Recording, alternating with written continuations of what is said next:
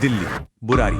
आज हम बात कर रहे हैं एक ऐसे घर की जहां से 11 लाशें मिली और एक ऐसा राज जिसने पूरे देश को हिलाकर रख दिया। तारीख थी 1 जुलाई साल 2018। वक्त सुबह के 7:15। दिल्ली का बुरारी इलाका और भाटिया परिवार का घर, जिसका दरवाजा उस सुबह खुला था। जब एक पड़ोसी अंदर गया तो जो मंजर उसने देखा उसकी किसी ने कल्पना भी नहीं की थी। घर के अंदर एक नहीं, दो नहीं, पूरे 11 लोग थे। 10 लाशें एक जाल से लटकी हुई थी, सबकी आंखों पर पट्टी, हाथ बंधे हुए, और 11वीं लाश वो जमीन पर पड़ी थी। पुलिस जब आई तो पहली नजर में यह मामला एक मास सुसाइड का लगा, पर क्या यह सच था या उसके पीछे कोई और ही कहानी थी? सारे सवालों का जवाब उसी घर की दीवारों के अंदर कैद था। लेकिन उस जवाब तक पहुंचने से पहले जरूरी है उस परिवार को जानना जिसके साथ ये सब हुआ, भाटिया परिवार। देखिए, बाहर से देखने पर भाटिया परिवार एक बिल्कुल नॉर्मल खुशहाल परिवार था।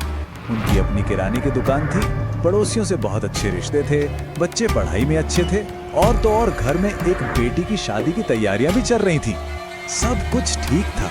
इस सब के बीच उस घर के बंद दरवाजों के पीछे कुछ ऐसा हो रहा था जिसकी किसी को भनक तक नहीं लगी।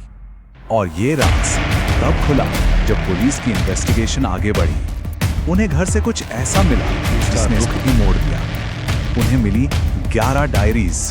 सोचिए, ये कोई मामूली डायरीज नहीं थी। इनमें पिछले 11 सालों का, यानी 2007 से लेकर 2018 तक का पूरा बयान दर्ज था, और हर पन्ने पर इंस्ट्रक्शंस थे, निर्देश स्टेप बाय स्टेप लिखा गया था। स्टेप 1 कैसे बैठना है, स्टेप 2 आंखों पर पट्टी कैसे बांधनी है, फिर हाथ कैसे बांधने हैं, और आखिरी स्टेप फैन से कैसे लटकना है। और इन्हीं पन्नों के बीच एक वादा भी लिखा था, सब ठीक होगा, मैं तुम सबको बचा लूंगा। ये मैं कौन? ये आवाज, ये निर्देश किसके थे? जब डायरीज की हैंडराइटिंग का मिलान किया गया तो पता चला कि ये सब परिवार का छोटा बेटा ललित भाटिया लिख रहा था। और जैसे ही ललित का नाम सामने आया, पुलिस को यह समझने में देर नहीं लगी कि यह मामला कत्ल या सुसाइड से कहीं ज्यादा गहरा है। इसकी जड़ें इंसानी दिमाग के अंधेरे में छिपी थी। इन्वेस्टिगेशन में एक हैरान करने वाली बात सामने आई। ललित ये मानता था, बल्कि पूरे परिवार को मनवा चुका था कि उसके मरहूम पिता की आत्मा उससे बात करती है और वही उन्हें रास्ता दिखा रही है। भाषा में इसे शेयर्ड डिल्यूजन कहते हैं।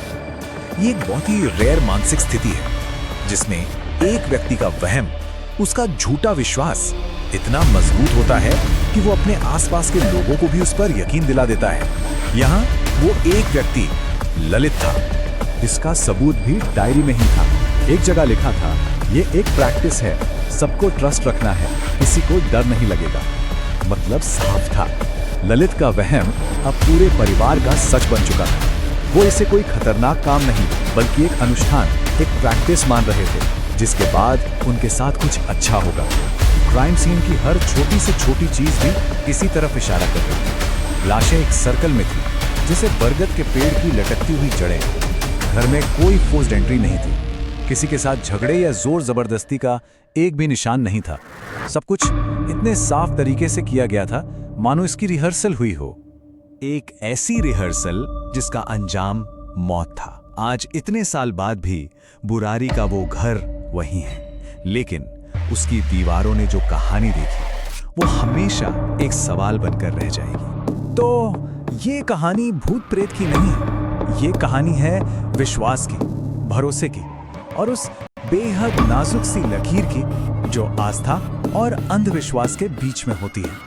क्योंकि कभी-कभी दुनिया की सबसे डरावनी चीज कोई साया या आत्मा नहीं, बल्कि इंसान का अपना दिमाग होता है। पुलिस इन्वेस्टिगेशन ने इस केस को मास सुसाइड मानकर बंद कर दिया, पर एक सवाल आज भी हवा में तैर रहा है। क्या यह सच में वहम और अंधविश्वास में डूबा एक परिवार था जिसने खुद अपनी जान ले ली, या पर्दे के पीछे कोई ऐसा सच है जो आज तक सामने नहीं आया?